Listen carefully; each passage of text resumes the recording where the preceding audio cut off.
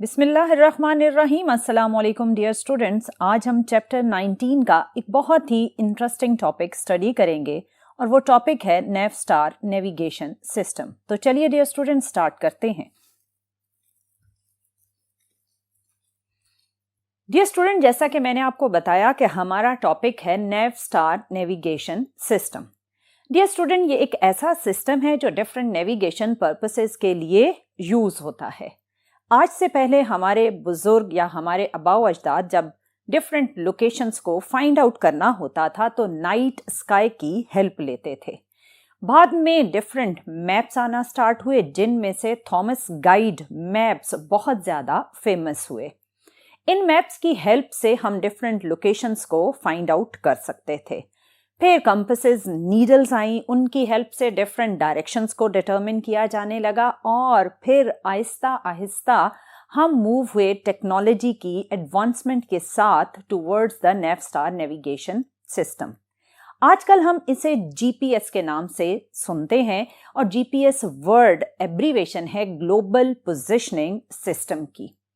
Dear student, आपने अपनी routine life में कहीं पर भी अगर अपनी पोजीशन या अपनी लोकेशन को फाइंड आउट करना है तो आप जीपीएस सिस्टम की हेल्प से लोकेट कर सकते हैं। अगर आपने किसी पिकनिक स्पॉट को ढूंढना है तो भी आप जीपीएस सिस्टम की हेल्प से वो लोकेशन बड़े आराम से फाइंड आउट कर सकते हैं। कहीं पर भी ट्रैवलिंग में हैं आप तो जीपीएस सिस्टम आपको एक बहुत ही हेल्पिंग फैक्टर देता है। डियर स्टूडेंट, सबसे पहले जब नेवस्टार या जीपीएस सिस्टम बना तो वो बना 1978 में, जब फर्स्ट सैटेलाइट लॉन्च की गई थी। लेकिन उस टाइम जो सैटेलाइट्स लॉन्च की गई वो स्टैटिक थी, वो अर्थ के अराउंड ऑर्बिट नहीं कर रही थी और ये स्टैटिक सैटेलाइट्स कम्युनिकेशंस कर रही थी। आहिस्ता आहिस्ता टेक्नोलॉजी एडवांस होती गई और टिल 1995 जीपीएस सिस्टम एक फुली फंक्शनल सिस्टम बना। जीपीएस सिस्टम को बनाया यूएस ने और इनिशियली जब जीपीएस सिस्टम लॉन्च हुआ तो इसका मकसद था मिलिट्री पर्पस में डिफरेंट नेविगेशन पर्पसेस के लिए यूज होना। लेकिन फिर 2000 के बाद इसे फुली जब फंक्शन किया गया तो हर इंसान के लिए अब ये अवेलेबल है और फ्री ऑफ कॉस्ट है। डियर स्टूडेंट, अगर आप जीपीएस सिस्टम में मौजूद टोटल नंबर ऑफ सैटेलाइट्स को काउंट करें तो बेसिकली जीपीएस सिस्टम में टोटल 32 सैटेलाइट्स होती हैं। लेकिन इन 32 सैटेलाइट्स में से 24 सैटेलाइट्स को कहा जाता है कोर सैटेलाइट्स। ये बेसिकली 24 कोर सैटेलाइट्स कम्युनिकेशन में पार्टिसिपेट करती हैं, जबकि रिमेनिंग 8 सैटेलाइट्स कहलाती हैं emergency replacement satellite. Let's suppose in 24 core satellite में से अगर किसी एक सैटेलाइट में कोई एरर क्रिएट हो जाता है तो उस एरर के टाइम पर इमरजेंसी 8 सैटेलाइट्स में से कोई एक सैटेलाइट उस सैटेलाइट को रिप्लेस करेगी ताकि टाइम गैप इन कम्युनिकेशन ना आ सके। डियर स्टूडेंट, इन 24 सैटेलाइट्स में से हर सैटेलाइट की हाइट है 20,000 किलोमीटर फ्रॉम अर्थ और ये सैटेलाइट रिवॉल्व कर रही हैं 14,000 किलोमीटर पर आवर की स्पीड के साथ। क्योंकि ये टोटल 24 सैटेलाइट्स हैं तो ये रिवॉल्व कर रही हैं 6 ऑर्बिट्स में और हर ऑर्बिट में 4 सैटेलाइट्स हैं। डियर स्टूडेंट, अगर आपने अपने मोबाइल में मौजूद जीपीएस सिस्टम के थ्रू कम्युनिकेशन करनी है इन सैटेलाइट्स के साथ तो करेक्ट कम्युनिकेशन के लिए जरूरी है कि आपके मोबाइल की एटलीस्ट 4 सैटेलाइट्स के साथ कम्युनिकेशन हो। अगर आपके मोबाइल की 4 सैटेलाइट्स के साथ कम्युनिकेशन है तो ऑब्वियसली आपको जो डाटा रिसीव होगा वो एक्यूरेट डाटा होगा। डियर स्टूडेंट, ये कम्युनिकेशन किस तरह होती है? उस कम्युनिकेशन में बेसिकली 3 चीज़ों का बहुत ही इम्पॉर्टेंट रोल होता है और वो 3 चीज़ें हैं आपकी सैटेलाइट में मौजूद atomic clock. Dear student, satellites में नॉर्मल क्लॉक्स नहीं होती, उनमें एटॉमिक क्लॉक्स यूज की जाती हैं जो एटम्स की वाइब्रेशंस के थ्रू टाइम को बहुत ही प्रिसाइजली मैयर करती हैं। और आपके मोबाइल में मौजूद जीपीएस सिस्टम ऑब्वियसली उसका भी एक इम्पॉर्टेंट रोल है, और इसके साथ साथ इस कम्युनिकेशन में आइंस्टाइन की थ्योरी ऑफ रिलेटिविटी का भी एक बहुत बहुत इम्पॉर्टेंट रोल है। इस थ्योरी ऑफ रिलेटिविटी के बगैर इस कम्युनिकेशन को एक्यूरेट बनाना पॉसिबल नहीं। वो role of theory of relativity क्या है वो हम थोड़े टाइम में स्टडी करेंगे। पहले हम ये देखते हैं कि ये 24 सैटेलाइट्स किस तरह जीपीएस सिस्टम ऑन अर्थ या रिसीवर ऑन अर्थ के साथ कम्युनिकेट करती हैं। डियर स्टूडेंट, वो मैकेनिज्म जिसके थ्रू ये कम्युनिकेट करती हैं वो मैकेनिज्म कहलाता है trilateral mechanism. Trilateral mechanism basically एक 3D मैकेनिज्म है, लेकिन हम इसे पहले 2D के अकॉर्डिंग समझते हैं, फिर हम इसको ट्रांसफॉर्म कर लेंगे 3D में। डियर स्टूडेंट, आप जानते हैं कि जब सैटेलाइट सिग्नल ट्रांसमिट करती है तो वो सिग्नल ट्रांसमिट किए जाते हैं in the form of electromagnetic wave. और अगर आपने अर्थ पर यहाँ खड़े होकर अपनी पोजीशन फाइंड आउट करनी है तो ऑब्वियसली आप अपने जीपीएस सिस्टम को एक्टिव करेंगे। जैसे ही आपने अपने जीपीएस सिस्टम को एक्टिव किया तो सैटेलाइट के साथ कम्युनिकेशन स्टार्ट हो जाएगी। क्योंकि हमने 2D को पहले समझना है तो हम कंसिडर करते हैं जस्ट ये 2 सैटेलाइट्स। डियर स्टूडेंट, इनमें से एक सैटेलाइट जब अपनी इलेक्ट्रोमैग्नेटिक वेव के सिग्नल को ट्रांसमिट करेगी एट टाइम t1, तो t1 टाइम ऑफ ट्रांसमिशन हो जाएगा। और आपके रिसीवर पर जब ये सिग्नल रिसीव हुआ तो रिसीविंग टाइम कंसिडर करते हैं t2। डियर स्टूडेंट, इस टाइम डिफरेंस को अगर हम स्पीड ऑफ लाइट के साथ मल्टीप्लाई करें जो कि इन सिग्नल की स्पीड है, तो आप बड़े आराम से इस फार्मूला को यूज करते हुए distance between satellite and receiver calculate कर सकते हैं। डियर स्टूडेंट, इस कैलकुलेटेड डिस्टेंस को आपका सिस्टम एक रेडियस में कन्वर्ट करता है और इस तरह एक सर्कुलर रिंग ड्रॉ किया जाता है बाय यूजिंग दिस डेटा। आप कहीं ना कहीं इस रिंग के सर्कमफ्रेंस के ऊपर पाए जाएंगे, लेकिन कहां अभी एक सैटेलाइट के डेटा से बताना थोड़ा मुश्किल है। इस मुश्किल को आसान करने के लिए हम हेल्प लेते हैं सेकंड सैटेलाइट की। Second satellite again signal transmit करेगी टुवर्ड्स द रिसीवर और टाइम डिफरेंस के डेटा को हम मल्टीप्लाई करेंगे with speed of the signal which is speed of light and we will get the data of the distance. By using this data as the radius, we will draw second circle और second ring. आपने देखा कि ये दोनों circle एक दूसरे को intersect कर रहे हैं और यहाँ पर आपको 2 पॉइंट ऑफ इंटरसेक्शंस नजर आएंगे। डियर स्टूडेंट, जो पॉइंट ऑफ इंटरसेक्शंस होते हैं वो आपकी पॉसिबल लोकेशन होती है, लेकिन आप ऑब्जर्व करें तो यहाँ तो 2 पॉइंट ऑफ इंटरसेक्शंस हैं। सो फिर आप कौन से पॉइंट ऑफ इंटरसेक्शन को अपनी पोजीशन कंसिडर करेंगे? उसके लिए क्योंकि आप अर्थ पर खड़े हैं, हम अर्थ को अज्यूम करते हैं थर्ड रिंग, तो जो आपको मैक्सिमम पॉइंट ऑफ इंटरसेक्शन मिले वो इस पॉइंट के अकॉर्डिंग मिले। सो इस सिचुएशन के अकॉर्डिंग हम इस ऊपर वाले पॉइंट को एलिमिनेट कर देंगे और ये पॉइंट आपकी पॉसिबल पोजीशन होगा। इसको फर्दर आसान करने के लिए हम अब समझते हैं 3D मैकेनिज्म को। अभी आपने जो समझा उसमें आपने 2D के अकॉर्डिंग सर्कल्स ड्रॉ किए। अब हम सेम प्रोसीजर से रिसीव होने वाले डिस्टेंस के डेटा को यूज करेंगे as radius of the sphere.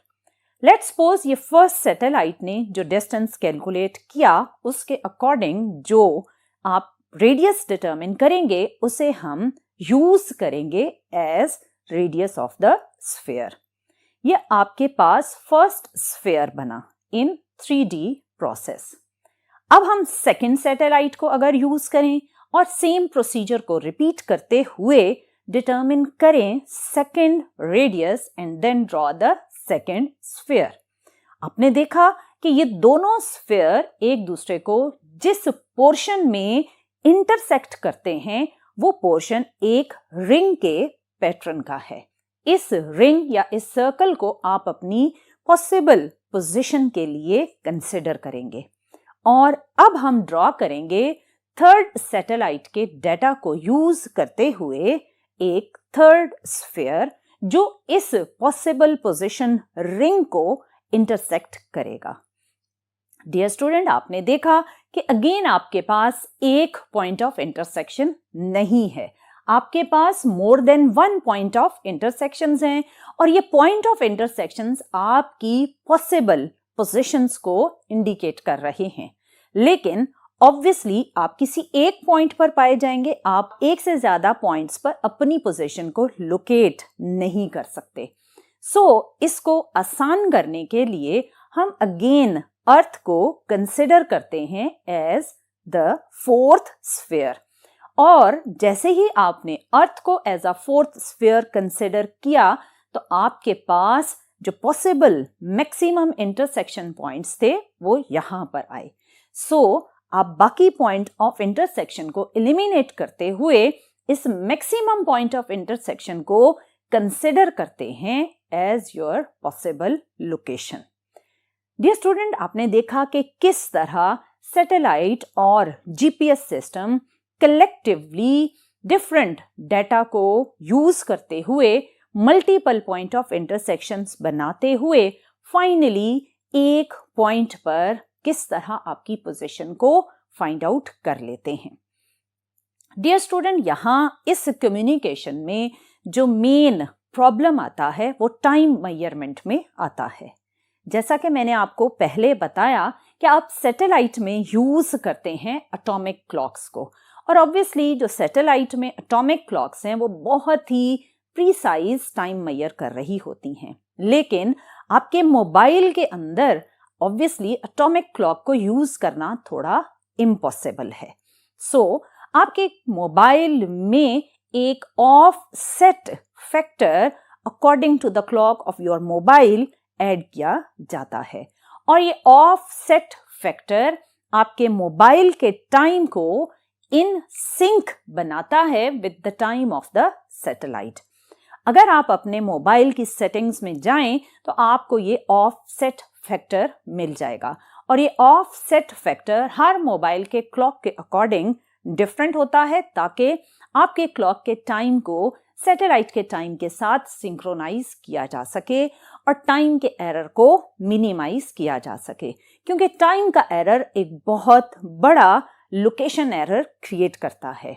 अगर टाइम मेजरमेंट में जस्ट 1 सेकेंड का डिफरेंस हो तो वो 300,000 किलोमीटर डिस्टेंस मेजरमेंट में एरर जनरेट करता है और अगर टाइम मेजरमेंट में 1 मिलियंथ सेकेंड का डिफरेंस हो तो वो 300 मीटर डिस्टेंस मेजरमेंट में एरर जनरेट करता है।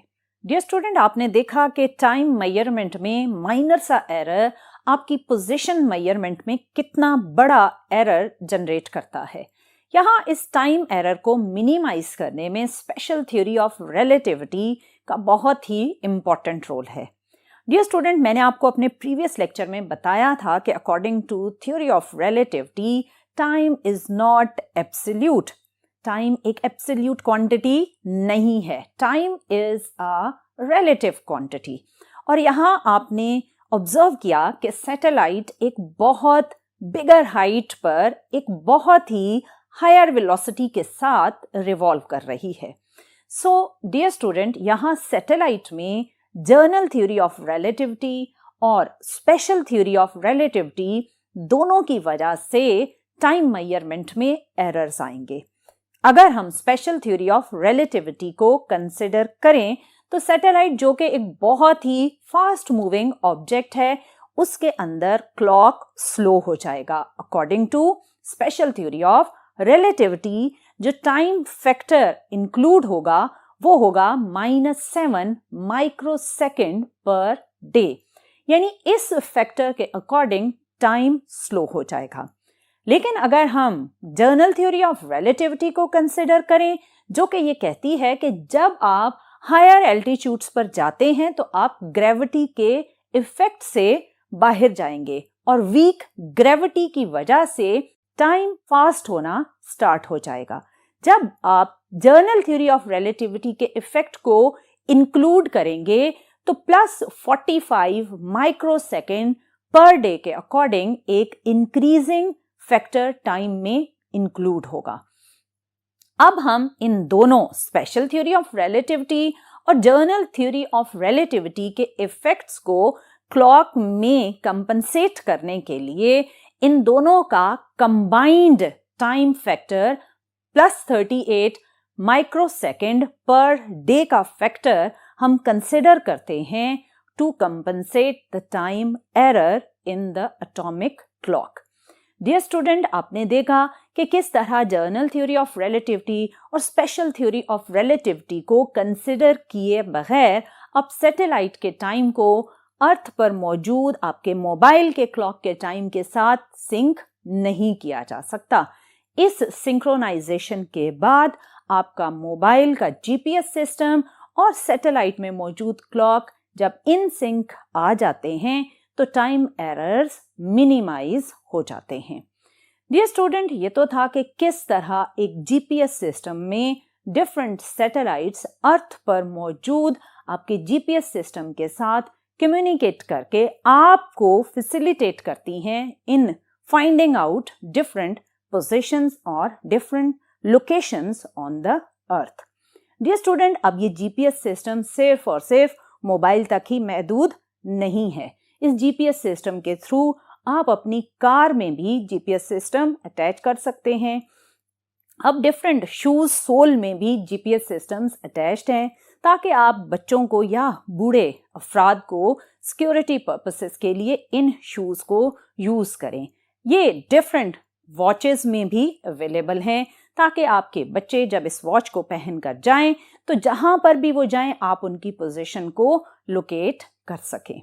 डियर स्टूडेंट, आपने देखा कि किस तरह टेक्नोलॉजीज को यूज करते हुए आप अपनी लाइफ में डिफरेंट कंफर्टेबल फैक्टर्स को इंक्लूड कर सकते हैं। So this was all about NAVSTAR navigation system या ग्लोबल पोजिशनिंग सिस्टम। इंशाल्लाह आने वाले लेक्चर्स में मजीद रिलेटिविटी से रिलेटेड फैक्टर्स को डिस्कस करेंगे, बट टिल देन अल्लाह हाफिज।